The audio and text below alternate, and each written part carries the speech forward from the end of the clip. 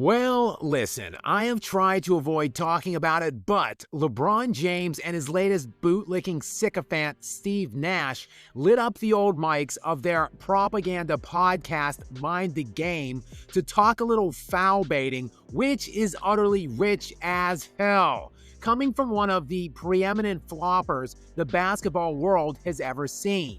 The guy who made whining and begging for foul calls fashionable while making routine or non-existent contact look like he was hit with a hammer, had some thoughts on it all. And you literally will not believe some of the takes coming from the tone-deaf chosen one on this topic. But first, some backstory for all of you who might not remember. Recall this revisionism podcast where LeBron rewrites the history of his own career or outright lies about it, began with his close pal JJ Redick. Of course, JJ, though, had to resign that post when he took over as head coach of the LA Lakers. No worries though, Nash was ready, willing, and able to sub right into the mix, pick up the wine glass, sip away, and lick away. On the boots, I mean. And now, in one of their more recent eps, they were talking about physicality in the NBA playoffs and how it acts as a sharp contrast to the way things are played and officiated during the entire regular season, at least, in this era. And look, James is okay with physicality, don't get him wrong. He just thinks that the league should give them some notice and time to adjust to it, since that is, they are calling the game so much differently in the playoffs, according to LeBron. If they're going to allow it to be as physical as it is, you got to give us a little time to prepare for it. So like post All-Star break? Maybe 12 to 15 games left in the regular season. Okay.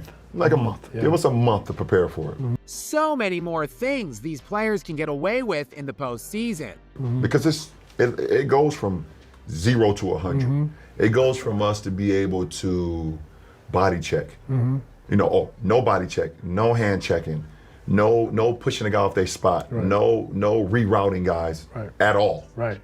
Or perhaps maybe, just maybe, none of the current crop of NBA players care to even attempt defending anyone until the playoffs begin. Have at it. 2 months straight, have at it. Have at it. Like straight up, just no holds barred. But of course, we can't be expecting these players to exude that kind of effort all year long. And it's fun. I personally wish we could do it all year. Yeah. But also have the body makeup for it to do it all year too. So, run a sprint during a marathon. Translation, literally no one is competing in the regular season in this era. And this is exactly why the old heads don't take this era or the stats coming out of it very seriously.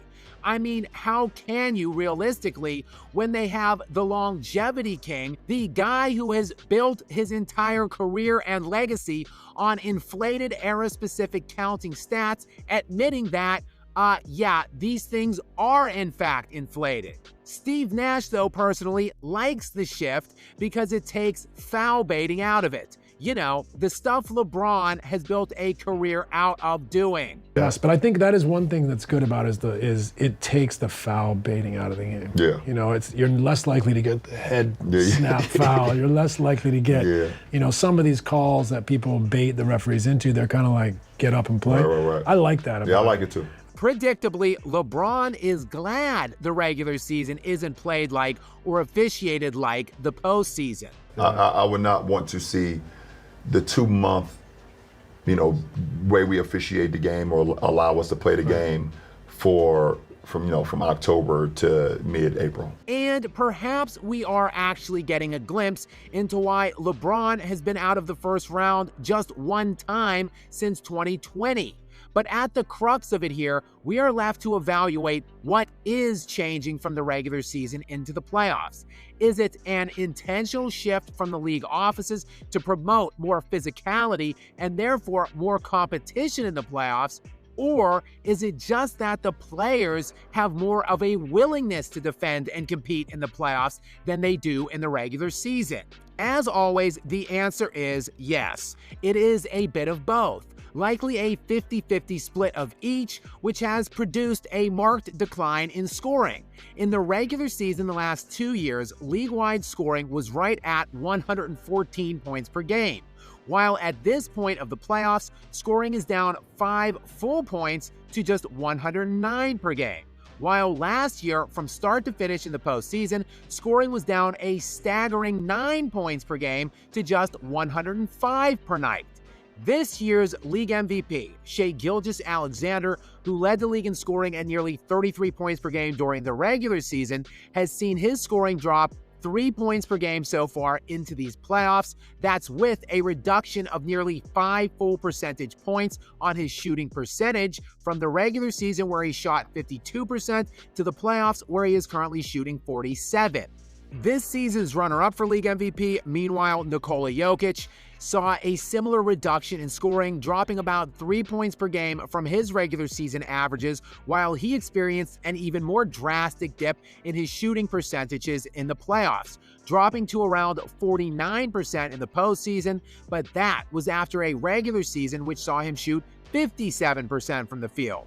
Now look, don't get me wrong, both SGA and Jokic have been elite in these playoffs, with Jokic pouring in 26 points, 13 rebounds, and 8 assists per game on 49% shooting, while SGA is still averaging 30 points, 7 assists, and 6 rebounds currently on 47%. These are the best players this league has to offer, and these are still historically great numbers. But these numbers are again in the context of a league that is still significantly higher paced with substantially higher scoring than the league that the great players had that preceded this era. I mean, keep in mind, even with the drastic decline, postseason scoring this year is still sitting at 109 currently. For context, in the 17 seasons prior, running from 1995-96 to 2011-2012, average playoff scoring was still just 93.8 points per game, 94 points per game for a 17-year span. That is with a single season high point of 97.8 in 2005-2006 and a single season low point of just 88 in 2003-2004. 88 points per game for a league-wide average. And yeah, that certainly makes you look at those years Kobe and Jordan were laying down 30 points per game on average in the playoffs a bit differently, doesn't it?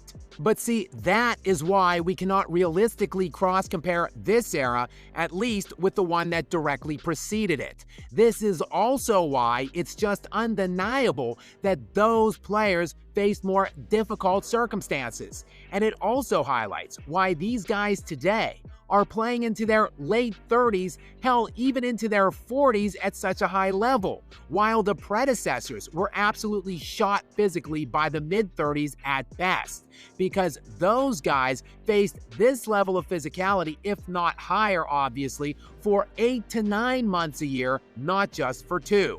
It took its toll on them. But that was the ask for those players while making significantly less money and playing substantially more games by and large. But that's what competing is. That is why that basketball was so much more compelling than today's. That is why, by and large, no one is watching this product today. Guys, many thanks for tuning in and supporting me on here, as I am now officially halfway through this year, and still 24,000 subscribers behind my goal of hitting 100,000 subs in the calendar year of 2025. So if you have not already, please do consider hitting that subscribe button now and staying up to date with more from me. Until next time, guys.